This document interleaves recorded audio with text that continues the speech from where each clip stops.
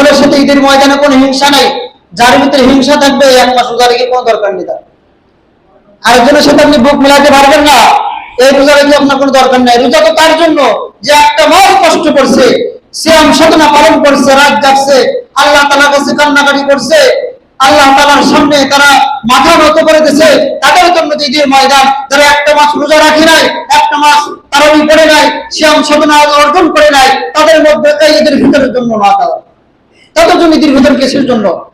আল্লাহ রাসূল সাল্লাল্লাহু আলাইহি ওয়াসাল্লাম বলেছেন, কাল আজকে রাত্রি থেকে ফেরেশতারা সকলেই স্বাগতম জানানো শুরু করে দেয়।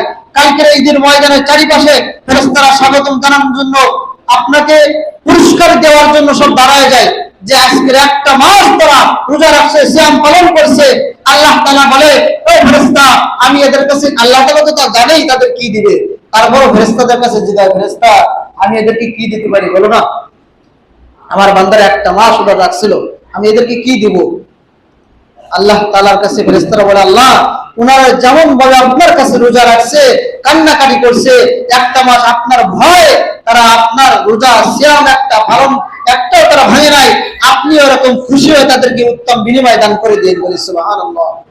এই জন্য আমরা খুশি খুশি মনে সকলে একটা পুরুষের জন্য ঈদের ময়দানে নামাজ জন্য মিস না হয়, টাইমের 10 মিনিট আগে চলে যাবেন সবাই, টাইমের 10 মিনিট আগে যেন সবাই ঈদের ময়দানে চলে যায়।